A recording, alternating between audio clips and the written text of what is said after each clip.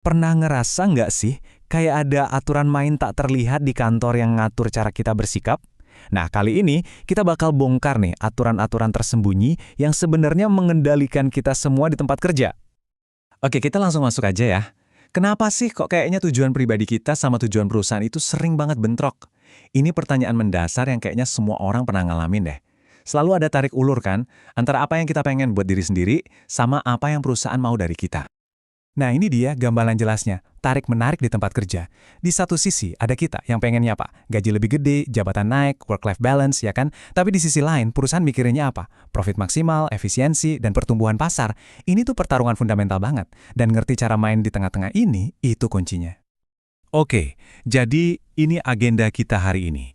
Kita mulai dari konflik dasarnya, terus kita cari solusinya, kita juga akan bedah dua jenis aturan yang ada, yang tertulis dan yang enggak. Lalu, kita lihat gimana struktur perusahaan itu ngaruh ke semuanya, dan terakhir, kita kenalan sama arsitek di balik sistem ini. Oke, setelah tahu ada perang tarik-menarik, sekarang kita bahas solusinya. Di dunia manajemen, ada satu konsep yang dianggap kayak cawan sucinya gitu. Namanya kesesuaian tujuan, atau dalam bahasa Inggris, goal congruence.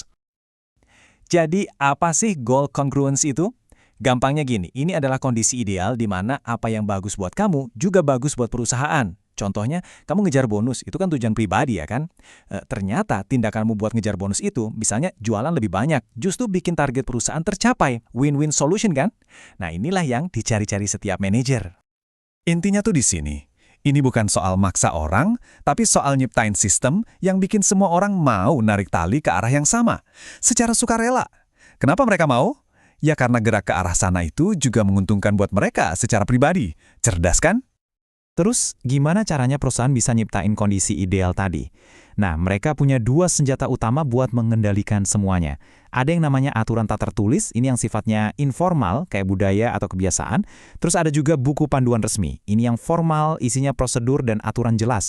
Dan dua-duanya ini sama-sama kuat pengaruhnya. Yuk, kita bedah dulu yang pertama, aturan tak tertulis. Ini nih bagian yang menarik.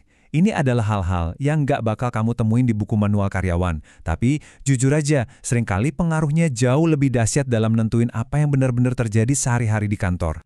Isinya apa aja sih? Pertama, budaya. Ini soal cara kita ngerjain sesuatu di sini. Terus ada gaya kepemimpinan, bos kamu itu modelnya gimana, itu ngaruh banget. Lalu ada etos kerja, standar loyalitas, semangat, kebanggaan, dan jangan lupa organisasi informal alias geng-geng atau circle pertemanan di luar struktur resmi. Semua ini ngebentuk perilaku kita dari bawah. Oke, dari yang informal sekarang kita pindah ke lawannya, buku panduan resmi. Ini adalah aturan-aturan dan sistem yang sengaja dibuat, yang kelihatan jelas, yang dirancang sama manajemen buat ngarahin kita semua secara formal. Contohnya apa? Wah, banyak dan gampang ditemui. Mulai dari yang fisik kayak satpam, pintu yang dikunci, sampai password komputer. Terus ada juga manual prosedur yang tebalnya minta ampun, sistem pengaman di software biar nggak ada yang salah input, sampai proses-proses spesifik buat mastiin kerjaan kita benar. Semua ini sifatnya top-down, dari atas ke bawah. Nah, ini dia poin pentingnya. Ternyata, bukan cuma aturan yang ngontrol kita.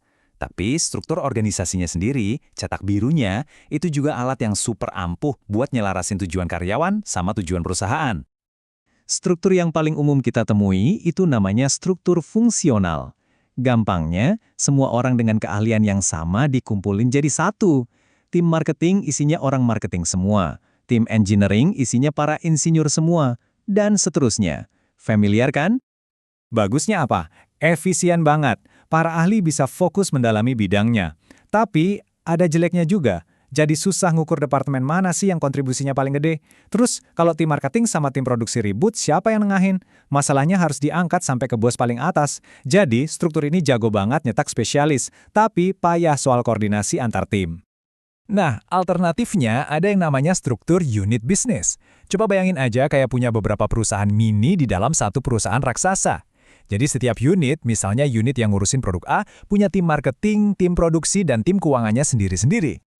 Enaknya apa pakai model begini? Keputusan bisa diambil lebih cepat, lebih dekat ke pasar, dan ini jadi kawah candra di muka buat calon-calon pemimpin.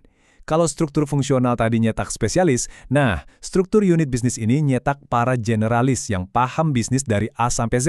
Minusnya, jelas ada duplikasi peran. Tiap unit punya tim marketing sendiri, kan boros.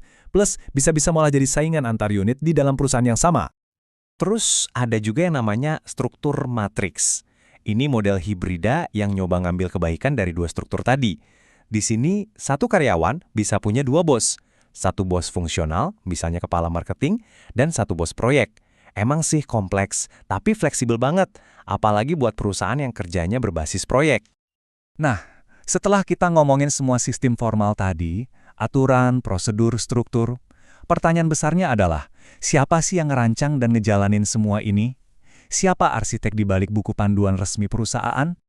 Jawabannya adalah seorang controller. Ya, controller. Ini adalah jabatan atau departemen yang tugasnya ngerancang sistem informasi dan pengendalian, nyiapin laporan keuangan, nganalisis performa, sampai masihin aset perusahaan aman.